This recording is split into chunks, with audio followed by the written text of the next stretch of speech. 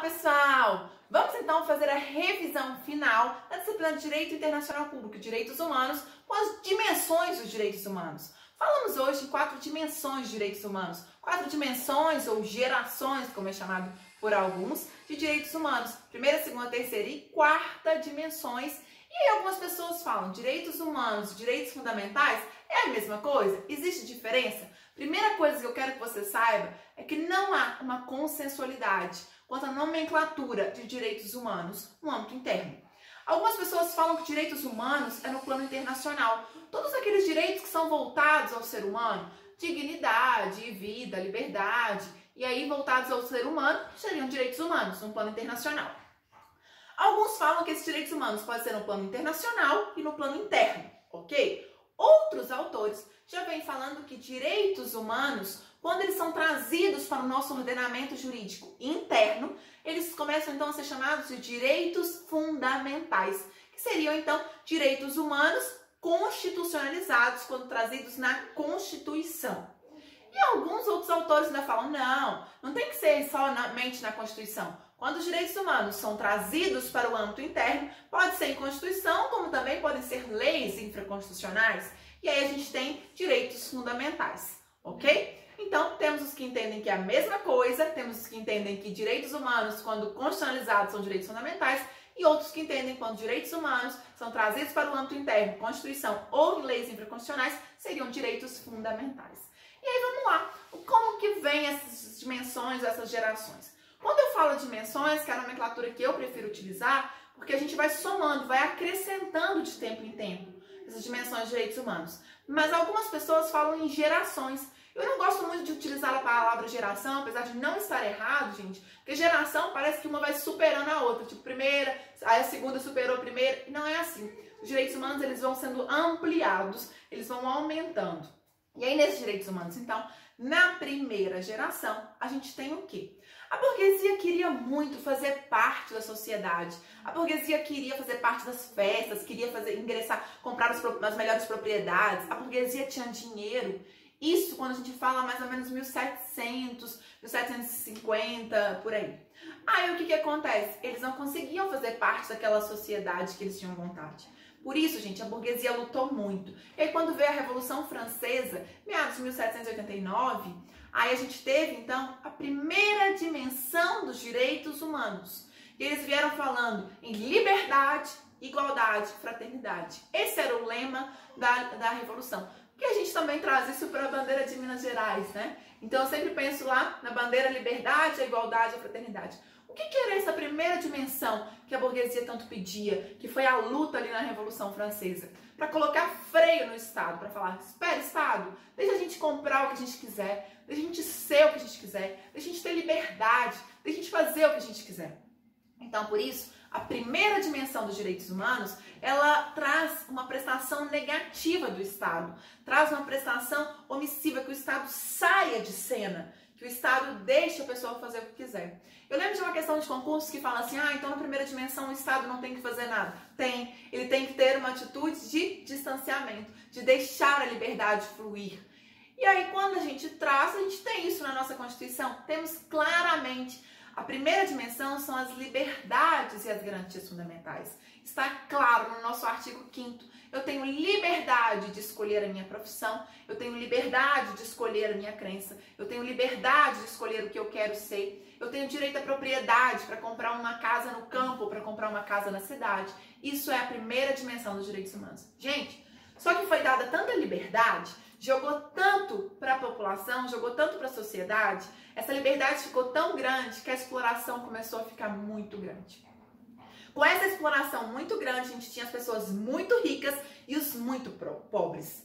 E aí, por causa desse distanciamento, dessa diferenciação social, é que a gente tem, então, a tentativa, a vinda da segunda dimensão, a tentativa de trazer uma igualdade. Por quê? A desigualdade estava muito grande. Então, as pessoas começaram a explorar demais e não ter norma para poder coibir essa vontade exacerbada de ter lucro, essa vontade exacerbada de comprar e de ter aqui dos ricos.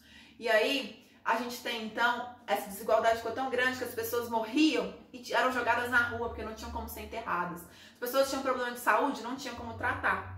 porque o Estado tinha deixado tudo para ser livre, o Estado deixou tudo para a população.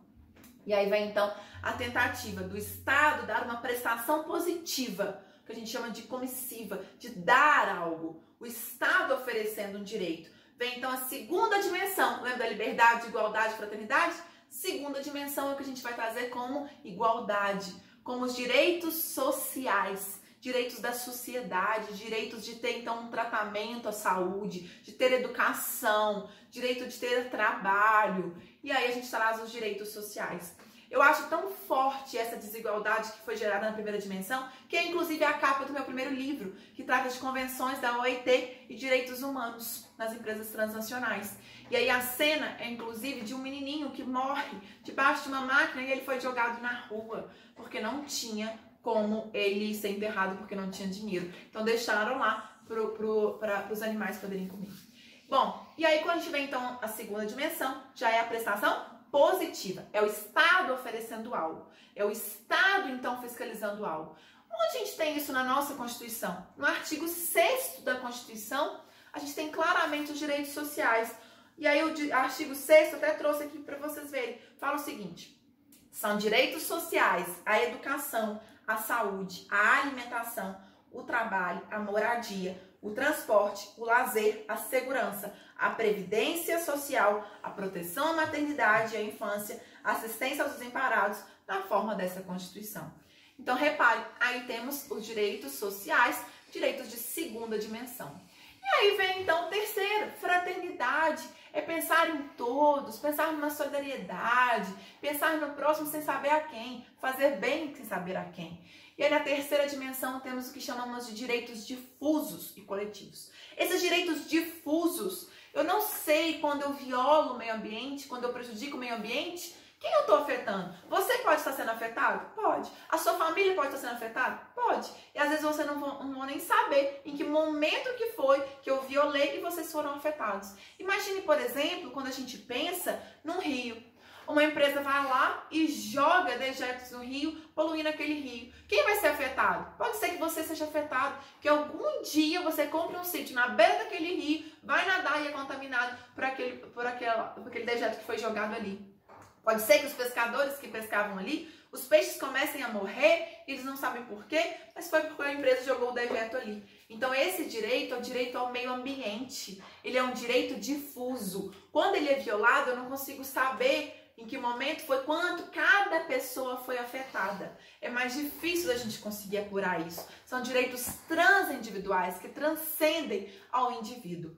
E aí, em outras disciplinas, veremos como isso pode ser cobrado, as ações civis públicas, o CDC, que vem trazendo para a gente essa possibilidade de atuação, inclusive do Ministério Público e do Ministério Público do Trabalho. Bom, vimos então primeira dimensão, segunda dimensão, terceira dimensão. E a gente tem também uma quarta dimensão que veio surgindo. Alguns autores, como por exemplo Paulo Bonavides, ele já traz a quarta dimensão.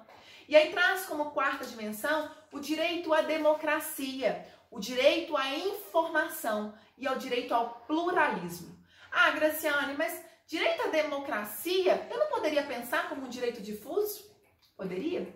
Mas ele vem trazendo isso como algo diferente, como algo que a gente... ele é essencial até para a gente poder ter os outros direitos que comentamos. Bom, é um pensamento diferente, uma corrente que vem surgindo e chegou a falar até em quinta dimensão, mas é uma corrente bem minoritária, que vem falando na parte de genética, de clone, e aí vem trazendo como quinta dimensão. A regra, gente, é que trabalhamos os três, primeira, segunda e terceira dimensão. E aí a quarta começa a ser mais conhecida, trazendo direito, então, à informação, direito à democracia e o direito ao pluralismo. Mas alguns encaixam esses direitos como terceira dimensão. Bom, conhecemos então as dimensões dos direitos humanos e veja, uma vai acrescentando, ela vai aumentando o leque de direitos humanos. Uma não vai acabando com a outra, uma não vai exterminando a outra. E aí, em comparação, temos o Estado liberal, o Estado social, o Estado democrático de direito. O Estado liberal é que prioriza, que dá uma preferência aos direitos de primeira dimensão. O Estado social é que já tem a segunda dimensão bem forte. Ele ampara as sociedades com direito à saúde, com direito à educação, com direito ao transporte, à previdência. E a terceira dimensão, que é o Estado democrático de direito, ele traz todas essas dimensões de uma forma equilibrada, e ele vem trazendo, inclusive, ao meio ambiente, a democracia e os direitos difusos. Espero que tenha sido útil, que tenha ficado claro para você o que é a primeira dimensão, segunda dimensão, terceira dimensão e que isso foi internalizado no nosso direito na Constituição. Se você gostou, inscreva-se no canal e dê o seu like e faça o seu comentário. E aí, foi útil para você? Um grande abraço e para você que vai fazer prova dessa matéria, uma excelente prova. Até mais!